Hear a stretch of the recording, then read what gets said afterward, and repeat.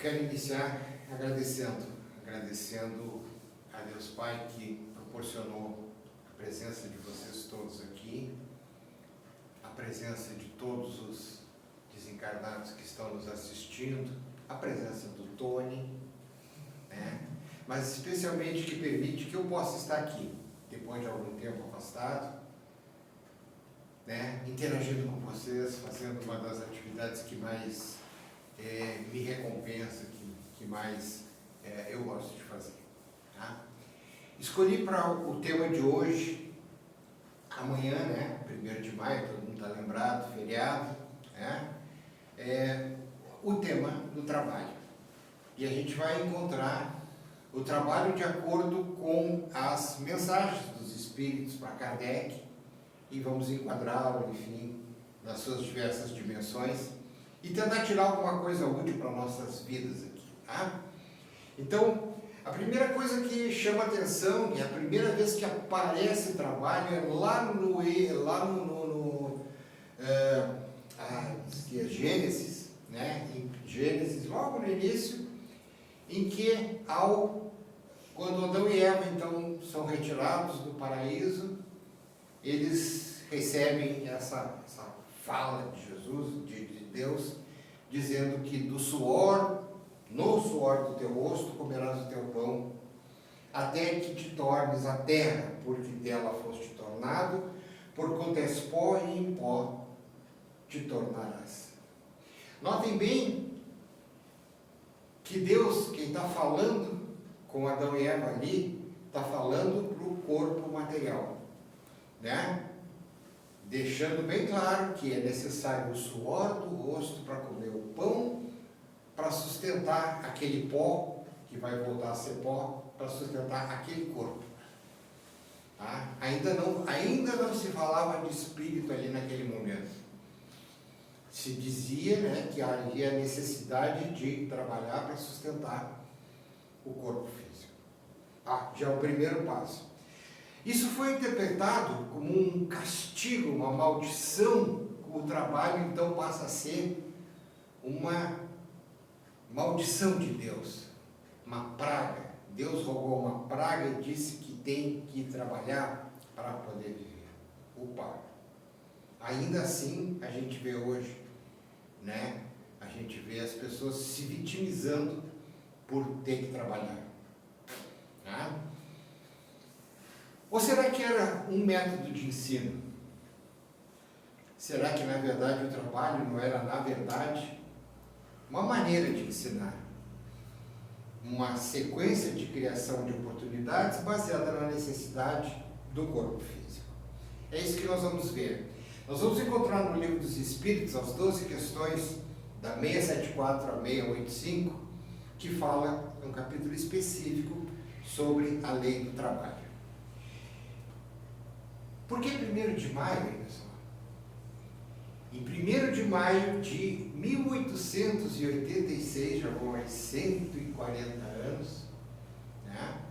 Houve uma greve em Chicago, nos Estados Unidos, em várias cidades americanas. Eles queriam trabalhar só 8 horas por dia. E fizeram uma greve bem geral, conseguiram paralisar de uma maneira bem importante a economia americana. Vários dias depois, no dia 4 de maio, houve um incidente onde houve um quebra-quebra, onde houve explosões, houve mortes dos dois lados, e a partir daí se criou todo um processo de perseguição que culminava quase sempre na pena de morte dos líderes trabalhistas. A partir daí, das consequências disso, a ONU decidiu consagrar o dia 1º de maio como o dia do trabalho ou do trabalhador, certo? E ali temos um momento histórico em que se valoriza de uma maneira diferenciada o ato do trabalho, né? Porque o trabalho sempre foi desonra, né? Meu Deus, vou trabalhar, né? Por que durante muito tempo ser bronzeado era legal? Por quê? Por que ser pálido nas décadas de nos séculos de 1700, 1600, 1800, por que ser pálido, ser branco, era sinônimo de aristocracia? Porque o trabalho era na agricultura.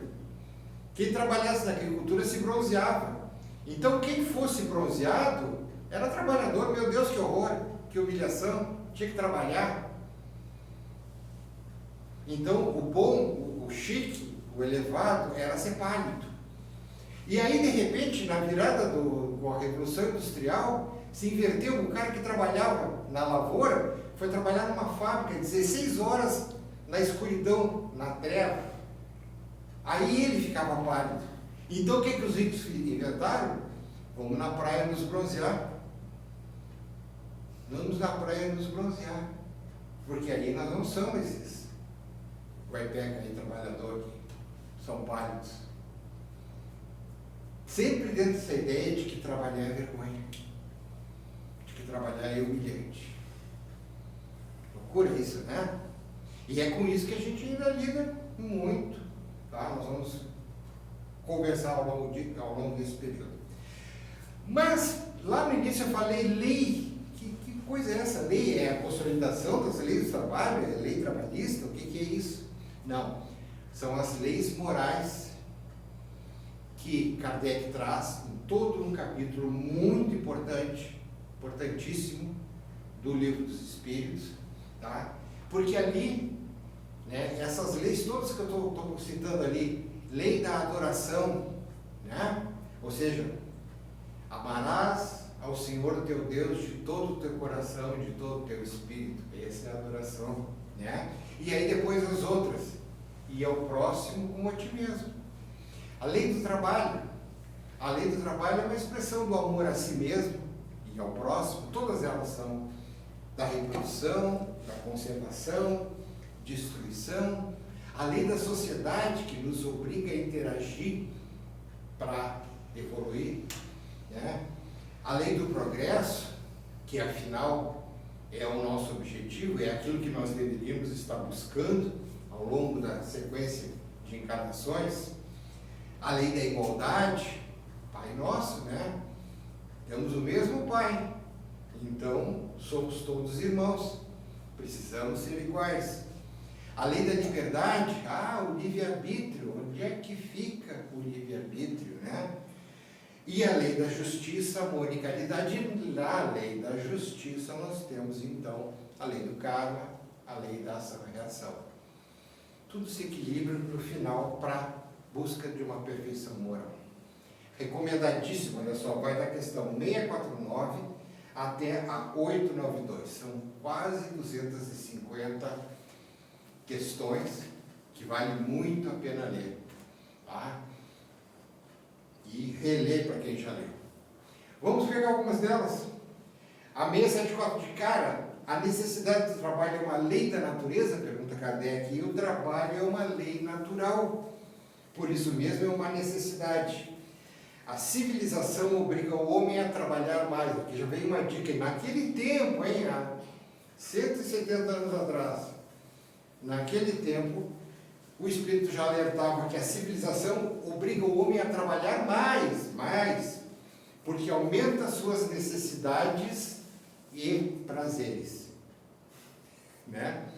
Ou seja, a gente, quantos de nós estão correndo atrás, muitas vezes, né? Trabalhando para satisfazer prazeres, se mata para ter, enfim, descanso. O cara trabalha o ano inteiro para poder ir na praia e ficar na esteira lá embaixo do coqueiro. Será que valeu trabalhar 360 dias para ficar 10, 15 dias embaixo, né? Que é muito legal. Mas aumenta, essa questão do aumento. Lá, há 170 anos atrás, o Espírito já estava apontando para isso. Imagina agora, né, que nós somos regidos pelo Deus como, né, consumou. Então, vamos lá. Deve-se entender o trabalho somente por ocupações materiais? A gente pensa que trabalho é só mexer com coisas assim. Não. Ele diz assim, ó, o espírito também trabalha, assim como o corpo. Então, a mente, a inteligência, isso também é trabalho. Tá? E afinal ele dá a grande definição, a definição central desse capítulo, que a gente fica pensando, tá, mas então afinal o que é trabalho? E ele define aqui, qualquer ocupação útil. Legal? Essa definição é importante, nós vamos desdobrar daqui a pouquinho. E aí vem a pergunta, por que o trabalho é imposto ao homem? E aí fecha, né, a interpretação lá de Gênesis. É uma consequência de tu ter um corpo, da tua natureza corporal. Tu tem que trabalhar para sustentar aquele corpo. O Tony, ele trabalha para sustentar o corpo dele. O primeiro que tem que tratar bem os doninhos para conseguir, mas se também não precisa, senão ele vai correr atrás do ratinho, vai correr atrás do, né, ele vai caçar um passarinho, ele vai se virar, vai andar por aqui, achar comida em algum lugar. Isso é trabalho para sustentar o corpo dele.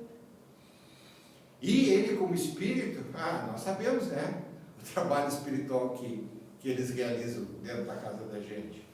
Então, trabalhando o tempo todo. Tá? Por quê? Porque ele está se ocupando e porque isso é útil.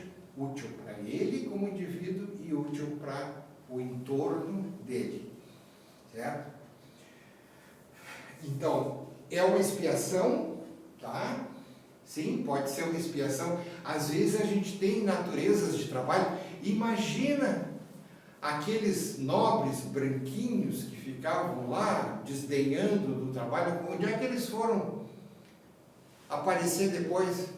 Lá nas indústrias, lá, pegando pesado, trabalhando 16 horas por dia e depois fazendo greve lá em Chicago.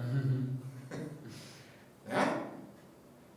É uma expiação. Então, o trabalho, quanto mais duro, normalmente diz respeito a uma expiação. Ou quando tu está bem no início da evolução espiritual, que tu precisa ainda do trabalho manual para desenvolver inteligência. Tá? Então, é um meio de aperfeiçoar a inteligência. Útil. Primeiro vamos trabalhar ocupação. Ocupação. Tranquilo esse termo para todo mundo aqui. Ou seja, é algo que né, onde tu usa o teu tempo. Todo mundo diz aí, agora a gente está ouvindo na física quântica, que o tempo é uma besteira, que o tempo é um horror, né? Tá? Calma, tá? Todos nós estamos tentando um pouquinho mais de tempo, né? Um pouco mais de tempo cairia muito bem. Então o tempo não é uma besteira não, tá? Então, onde tu usa teu tempo? Isso que é a ocupação. Ocupação é como tu usa teu tempo. Porque nós aqui, ainda na lei material, tá? O tempo para nós sim é importante e a gente tem que usá-lo da melhor maneira possível. Tá? É como na escola. Aí tu está na aula e tu está dormindo na aula. Tu usou o teu tempo de aula, tu desaproveitou, tu perdeu. Né? Quem que adiantou? Nada. Então, ocupação. Agora, útil, olha só. Útil está ligado a um objetivo. Algo é útil para alguma coisa, para alguma finalidade. Pessoal, qual é a nossa finalidade? Qual é o nosso objetivo? Espiritualmente falando? Não tem outro. Evolução. É? Evolução. Então, o conceito de utilidade aqui está ligado exatamente ao seguinte: contribui para a evolução, primeiro tua, né? Segundo dos outros, porque vivemos na sociedade, temos que amar ao próximo como a nós mesmos. Então, o que a gente está fazendo é útil para o próximo? Eu tenho que me preocupar com isso. Eu estou usando meu tempo. O tempo é uma dádiva. A gente ganha uma quantidade de tempo para fazer as coisas. Estou usando adequadamente, de uma maneira útil, esse tempo que eu recebi? Vai ser cobrado, pessoal. Chega lá na hora H lá vai vir, olha assim, ó, tua vida teve 5 zilhões de segundos e tu usou só 10%. E o resto, bom, daqui a pouco eu vou falar do resto. Tá? Esse é o critério de utilidade. Então ele vem a pergunta, como é que eu estou me ocupando? Como estou me ocupando? Tá? E não é só trabalho, agora nós vamos entender um pouquinho mais do que negócio de trabalho. Toda ocupação útil é trabalho? Sim. Vamos lá. Professor, varredor de rua.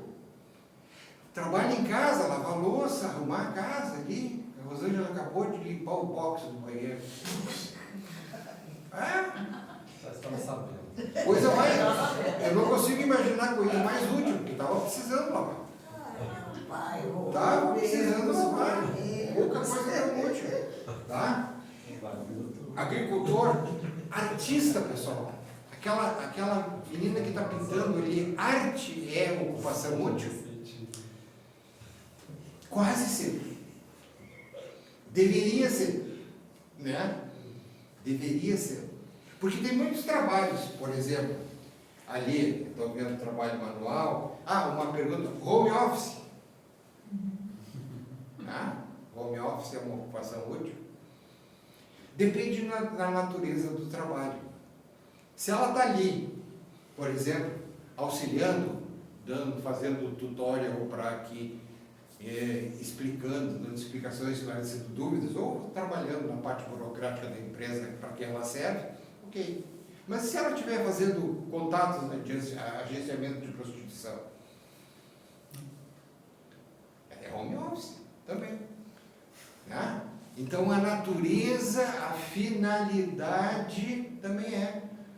O cara trabalha numa indústria, então pode trabalhar numa indústria para fazer essas cadeiras aqui, legais, etc. Ou para fazer armas. Depois não vai reclamar. Eu estou ganhando dinheiro para sustentar minha família. Tá bom. Vamos ver se essa explicação cola lá na frente. Será? E assim por diante. Tá? Então aqui, ó, aqui tem um quadrinho muito bonitinho aqui da nossa evolução, que começamos um macaquinho, aí uma pedrinha, uma lança, uma brincadeira e finalmente viemos parar na frente do computador. Isso aí demonstra que a evolução da nossa inteligência. Mas a gente sempre tem que lembrar, falta o que nessa evolução toda aí? Evolução moral. Evolução moral. Né? A gente evolui por dois, né? São duas ordenadas e coordenadas, certo? Moral e inteligência. Nós só temos, infelizmente, para comprovar significativos resultados na inteligência. E eu ainda tenho minhas dúvidas. Eu não sei se tecnologia é inteligência. Né? Tecnologia é uma coisa, inteligência é outra. Não vamos confundir. Tá? E aí entramos numa outra parte. E aí até quando a gente trabalhava? Foi essa grande pergunta que o pessoal lá de Chicago fez lá no dia 1º de maio de 1876. Até quanto que eu preciso de trabalhar? Né? Primeiro Kardec pergunta se o repouso é lei natural. Ele diz sim, sem dúvida. O repouso, olha só, repara as forças do corpo. Precisa, porque isso aqui é uma máquina que precisa se, né, de tempos em tempos se resetar, descansar, se recuperar. A gente sabe como é que funciona isso. Mas também durante esse repouso, esse não trabalho, precisa deixar o espírito e a inteligência livre para também se reciclar, para também ter outras interesses, outras, enfim, necessidades. Tá? Nós vamos falar também daqui a pouquinho. E aí, a grande pergunta, né, a 683, qual é o limite do trabalho? Né? Quando é que o repouso é necessário? O limite das forças. Então se trabalha, e aí é por isso que às vezes é diferente para cada um. Um jovem de 30 anos vai ter um determinado limite, e um cara como eu, vai ter um outro limite de forças. Tá? Mas o importante, o que é cobrado dele, é que ele trabalhe até esse limite. E também é muito importante que ele diga, aqui eu paro, aqui eu não vou mais. Porque eu não posso estragar o que muito pouca gente compreende. Às vezes, numa foi de ganhar dinheiro, o cara vai além das suas forças e acaba estragando o equipamento antes do tempo. Tá? Muito cuidado, o limite das forças. E esse é o grande ensinamento. A gente precisa, muito jovem, né, que quase ninguém faz, e descobrir qual é o meu limite de forças. Até onde que eu consigo ir? Tá? Até onde que eu posso me cobrar um determinado trabalho. Tá? E tem a segunda parte da resposta, que é muito legal, né? Entretanto, Deus deixa o homem livre. Né? E como normalmente a gente não conhece os limites da força, né, da nossa força, a gente acha que a nossa força é muito lá, ou, né, mais comumente, muito cá. Tem gente que cansa rápido. Né? Enfim, daqui também a gente tira então a grande pergunta. Eu estou em repouso, vamos perguntar, lazer. O lazer. Porque vamos fazer uma distinção assim, de trabalho, tá? Aquele trabalho que a gente usa, que a gente tem para nos sustentar fisicamente, aquele trabalho que a gente tem para sustentar a nossa família, enfim, e tal. Normalmente pelo qual a gente é remunerado, se é transformado em dinheiro ou alguma forma de remuneração. Todos nós temos, de alguma maneira, isso. Pode ser aquele CLT, bate cartão, ou pode ser o cara empreendedor. Eu tenho meu negócio e corro. Mas, tirando aquele trabalho para ganhar a vida, tá? Em algum momento isso acaba, para a maioria, para muitos. Tá? Aí eu saí do trabalho, estou indo para casa. Ou terminei, desligo o computador ali, fecha, estou livre. A partir daí, né, Rogério, é que começam as encrencas. O que eu faço com esse tempo? Tá? Vamos chamar isso genericamente de lazer. Ou seja, é um intervalo que tu ainda tem forças, tu ainda está disponível para fazer alguma coisa, mas já terminou aquele teu principal compromisso com o trabalho. E tu pensa que tu está de folga, tu está livre. É ali que o Espírito falou na questão anterior. Mas Deus deixou o homem livre. E quando a gente fica livre, quase nunca dá certo. É ou não é? Olha só, formas de usar o teu tempo livre, o teu lazer, aquele momento de repouso, tá? De lá para cá, não, me atraco no celular e vamos lá, vamos jogar tudo, eu quero bater todos os recordes. Ou, né, eu vou lá para uma rave, lá para um baile tenebroso, sombrio, ou, né, sabe, entretenimento químico. Ou, me junto com o meu pessoal é só para relaxar, só estou relaxando. Era isso que eu dizia, né, mas é só para relaxar um pouquinho. Né? Ou então, a gente sai para dar uma caminhada, a gente tem um hobby, assim, adoro cozinhar. Me reúno com a família, vou mexer com bonsai, pego uma leitura, um bom livro. São formas de ocupar o tempo quando a gente não está trabalhando. Qual delas aqui é útil? Quais são úteis? Quais as que primeiro te elevam como espírito, desafiam a tua inteligência, cobram novas habilidades, e quais te levam para o caminho que normalmente leva para uma obsessão. Tá? Então esse é o grande momento, mas Deus deixa o homem livre. Tá? Muito cuidado. cuidado, vamos nos policiar com isso. Tá? Como é que é aquela do, né, tempo livre, né? Tempo, ociosidade e morada do capeta. É a morada do capeta, alguma coisa assim. É uma ideia por aí. Tá? Ou seja, não permitam que a tua inteligência, o teu espírito se ocupe, né, ou fuja dos seus compromissos. Né? Essas atividades daqui, ó, são aquelas atividades que te levam, aquelas lá pode te perturbar. Existem, eu só coletei ali algumas, mas a gente sabe o quanto pode. Ou simplesmente essa daqui, né? Essa é a favorita de todas. Né? Tudo bem, faz isso, 5, 10 minutos, daqui a pouco tu não aguenta mais. Certo? Carreira? Não. Ainda estou bem.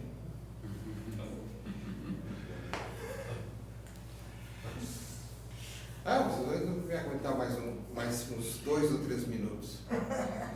Pelo seguinte, pessoal, eu quero aproveitar que quando eu estava preparando essa palestra aqui, me ocorreu, né, que o trabalho ele sempre vem, ele é um misto de esforço, de te tirar da zona de conforto, de te incomodar, enfim, de desgastar fisicamente. É sempre uma incomodação, e ali dentro daquela capa vem uma recompensa que a gente não se lembra, não se dá conta na hora. Há uns 5 anos atrás eu fui contratado por uma empresa lá em Serafina Correia. Né? Já tinha 65 anos. Né? E aceitei porque afinal estava realmente precisando que entrasse um dinheiro, e era um trabalho que eu sei fazer, que eu gosto de fazer.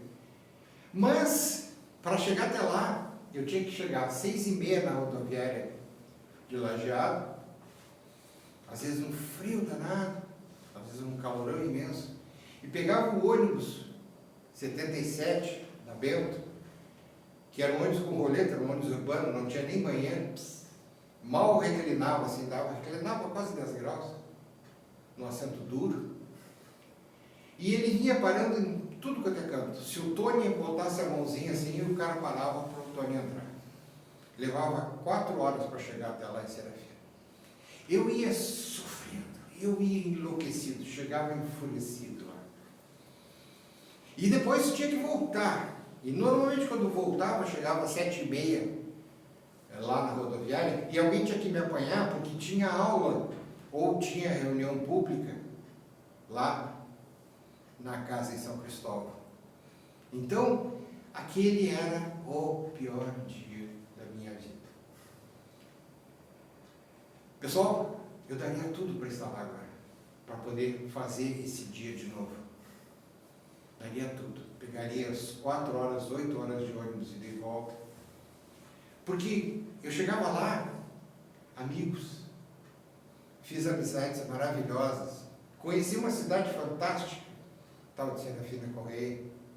Eu trabalhei no que eu gosto de fazer, fizemos um excelente trabalho. Quando eu voltava, eu encontrava vocês. Fazia isso aqui que eu estou fazendo agora. Então aquele trabalho, aquele horror, nada mais era que um veículo para me proporcionar essas oportunidades. Então, pessoal, abram os olhos. Aquele trabalho difícil, aquele trabalho desgastante, na verdade, é um portal para o crescimento, para a evolução de vocês. Nunca reclamem, nunca se queixem, como dizia Paulo, a tudo deem graças a Deus.